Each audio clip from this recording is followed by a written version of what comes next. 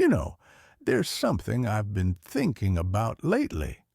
Have you ever woken up in the morning, taken a deep breath, and wondered, is this what getting older is supposed to feel like? Maybe you've noticed your knees creak a little more than they used to, or that walk around the neighborhood doesn't feel quite as easy as it did a few years back. And if you've ever brushed off those little changes with a chuckle and said, well, that's just part of aging, I want you to know you're not alone. But here's the thing, my friend. Those little changes might be trying to tell us something important. You see, after 65, our risk of a heart attack doubles. Let that sink in for a moment. Doubles. Now, that's a scary number, but here's the good news. It doesn't have to be your story. In fact, there are simple, everyday choices we can make right now to protect our hearts, boost our energy, and keep enjoying the life we've worked so hard to build. And that's exactly what we're going to talk about today. Now, I know what some of you might be thinking. At my age, is it even worth trying to change? Let me stop you right there. It's never too late.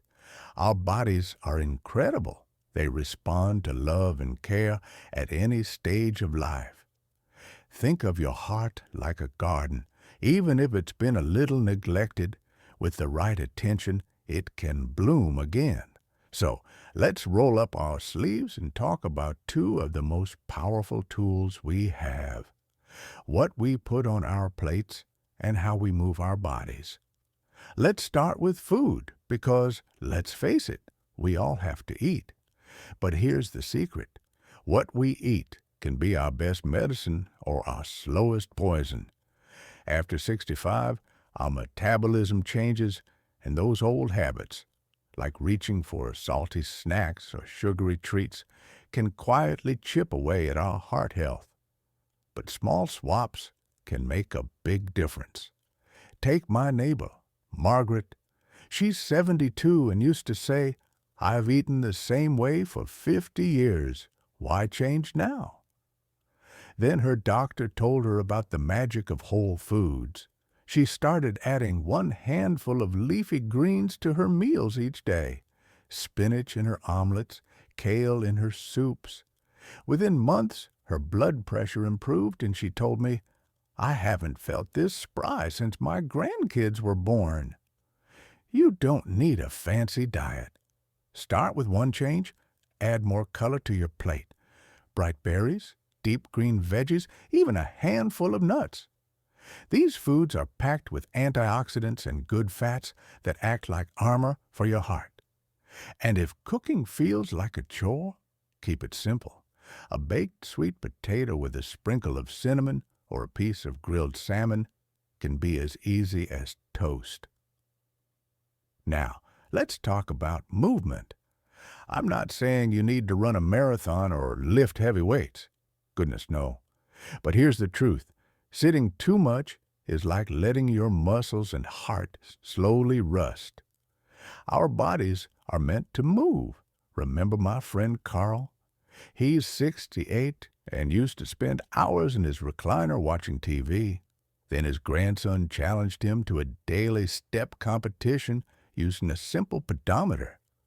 Carl started walking to the mailbox, then around this block, and now he does 2 miles every morning. He says it's his me time, and his doctor recently told him his cholesterol levels look better than they did a decade ago. The key is consistency, not intensity. A 20-minute walk, gentle yoga, or even dancing to your favorite oldies in the living room counts. The goal? Get your blood flowing, your muscles working, and your heart smiling. And if you're worried about joints, try water aerobics or a seated exercise video. Every little bit adds up. Now, I want you to imagine something. Picture your heart, this amazing, hard-working muscle beating steadily, keeping you alive moment by moment. What if you could thank it? What if, starting today, you gave it the fuel and movement it craves? These two habits, nourishing your body and staying active, are like laying a strong foundation for a house. Without them, everything else wobbles. But with them, you're building a fortress against heart disease. And here's the best part. You don't have to do it perfectly. Miss a day? That's okay. Ate a slice of cake at your granddaughter's birthday? Enjoy it. This isn't about deprivation. It's about adding more good to your life, one step at a time. Now, I know what some of you might be thinking, but what about stress or sleep or all those pills I'm taking? Oh, we're going to get to all of that. Because protecting your heart isn't just about one thing.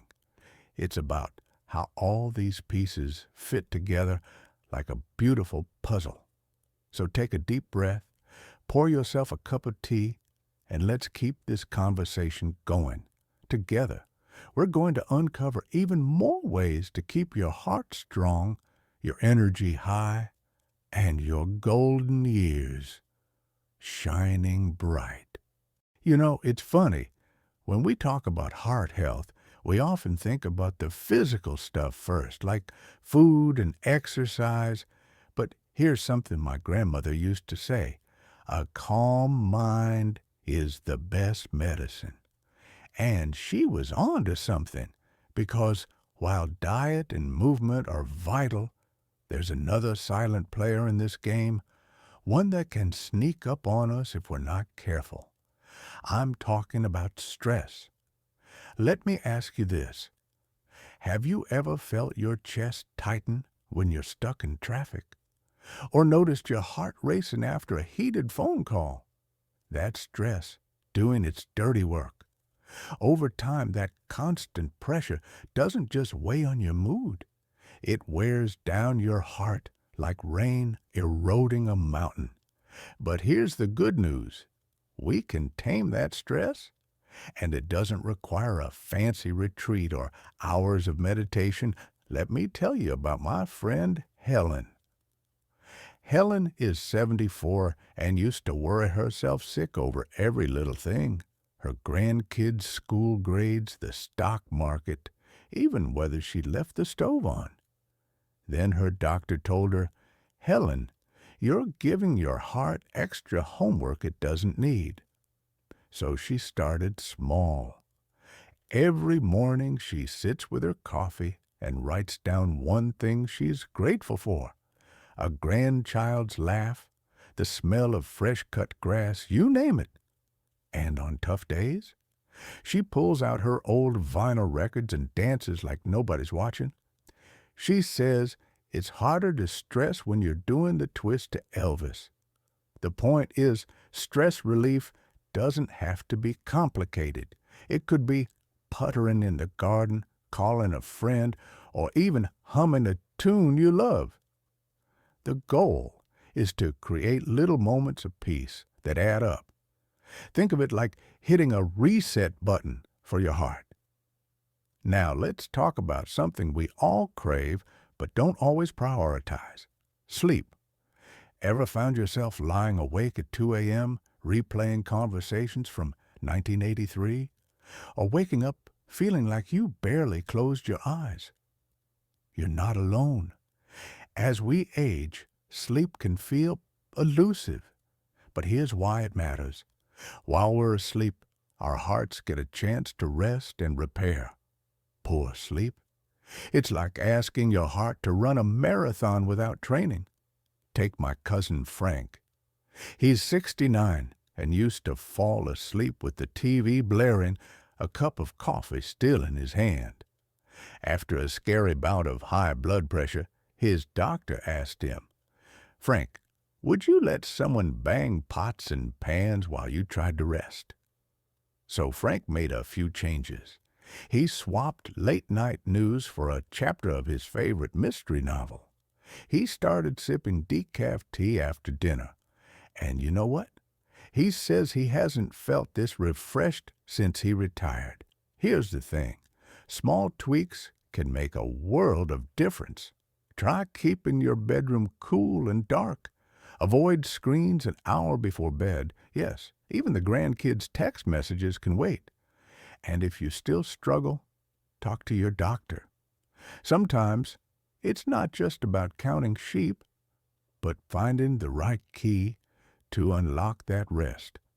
Now, let's tackle a topic that's a bit trickier, but just as important. Medications. I know. Pills can feel like a hassle. The bottles pile up, the timers ding, and some days you think, do I really need all these? But here's the truth. Medications are like teammates. They're here to support your heart, not boss you around. My buddy Sam, 71, used to play roulette with his blood pressure pills, taking them when he remembered. Then his pharmacist sat him down and said, "Sam, you wouldn't water a plant once a month and expect it to bloom, would you?" Now, Sam uses a days of the week pill box and sets a daily alarm labeled Heart Hero Hour. He jokes it's the only alarm he doesn't snooze. If you're struggling with side effects or confusion, don't suffer in silence. Your doctor is your partner, not your judge. Maybe there's a simpler regimen or a different dose, and always keep a list of your medications in your purse or wallet. It's a small step that could be a lifesaver in an emergency. Now, I want to share a secret with you. These habits, managing stress, prioritizing sleep, staying on top of medications, they're not just about avoiding heart attacks. They're about claiming your days. Imagine waking up feeling rested, tackling your garden without that nagging ache, or chasing your grand dog around the yard without losing your breath. That's the power of stacking these choices, one on top of the other. And here's the beautiful part. None of this happens overnight. It's not about perfection. Forgot to take your pills yesterday? Start fresh today? Had a sleepless night? Try a 10-minute nap this afternoon. This journey is yours, and every step forward counts. Our hearts carry so much love, memories, the quiet hopes for tomorrow, and with every mindful choice, we're giving them the gift of resilience. So let's keep nurturing that strength one day, one habit, one heartbeat at a time. Because you, my friend, are worth every bit of care. And trust me, we're just getting started. There's a saying I love. The best time to plant a tree was 20 years ago. The second best time is today. And you know what? That's exactly how I feel about taking care of our hearts. Maybe we didn't always make the perfect choices in the past, but what matters is what we do now. So, let's talk about two final pieces of this heart health puzzle that are closer to your heart than you might think. Staying connected and staying curious. First up, connection. Now, I'm not just talking about phone calls or holiday cards. I'm talking about the kind of connection that makes your soul hum. Did you know that loneliness can hit your heart as hard as smoking 15 cigarettes a day? It's true. When we're isolated, our bodies pump out stress hormones like cortisol, which can inflame our arteries and strain our hearts. But here's the flip side. A good laugh with a friend, a hug from someone you love, or even a heartfelt chat with a neighbor can work wonders. Take my Aunt Rose. She's 78 and lost her husband 5 years ago. For a while, she shut herself off. Why bother? She'd say. Then her daughter signed her up for a weekly pottery class at the community center. Now, she's the clay queen of her group, and she told me, I forgot how good it feels to create something and to laugh until my cheeks hurt. Her doctor recently noticed her blood pressure had dropped. And Rose swears it's the combo of clay and camaraderie. You don't need a big social circle. Even one or two meaningful relationships can shield your heart. Call an old friend and reminisce about that time you danced under the disco ball. Join a book club, volunteer at the library, or simply wave to the mail carrier every day. Your heart thrives on these little moments of togetherness. And if you're tech savvy, video calls with faraway family count too. Grandkids love showing off their latest crayon masterpieces. Now, let's talk about curiosity. Yes, curiosity. Staying mentally engaged isn't just good for your brain, it's a tonic for your heart. Learning new things keeps your spirit young and your stress levels low. Think of it like this. Every time you challenge your mind, you're giving your heart a reason to keep beating strong. My buddy Ed, 75, retired from his job as a mechanic and thought, well, that's it, I'm done learning. Then his grandson handed him a ukulele and said, teach me. Ed didn't know a chord from a chopstick, but now they play Blue Suede Shoes together every Sunday. Ed says strumming that tiny guitar makes him feel like a kid again, and his cardiologist says his heart rhythm's never been steadier. Curiosity doesn't have to mean climbing Mount Everest. It could be trying a new recipe, puzzling over a crossword, or even asking your grandchild to explain TikTok. Good luck with that one. The goal is to keep that spark of what if alive, because when we stay curious, we stay invested in life, and that's a powerful motivator to keep our hearts healthy. Let's take a moment to tie this all together. We've talked about nourishing your body, moving with joy, taming stress, prioritizing sleep, staying on top of meds, fostering connection, and feeding your curiosity. That's a lot. But here's the secret. You don't have to do it all at once. Start with one habit that feels doable. Master it. Then add another. This isn't a race. It's a gentle, steady walk toward the life you deserve. Every choice you make, whether it's choosing an apple over a cookie, taking the stairs instead of the elevator, or picking up the phone to say, I love you, is a love letter to your heart. And over time, those letters add up to a masterpiece. Before we wrap up, I want to hear from you. Drop a comment below and tell me, which of these habits are you excited to try? Or maybe you've already found something that works for your heart. Share it. Your story could inspire someone else to take that first step. And if this video resonated with you, do me a favor. Hit that like button and subscribe to the channel. It's the best way to make sure you never miss tips like these. Because here's the truth, my friend. Aging isn't about slowing down. It's about stepping into your power. You've lived through decades of changes, challenges, and triumphs. Now, let's make sure your heart is as strong as your spirit. Thank you for spending this time with me. Remember, every sunrise is a new chance to choose health, joy, and the kind of life that makes your heart sing. Here's to you and the many, many beats yet to come. Take care of that beautiful heart. It's the only one you've got.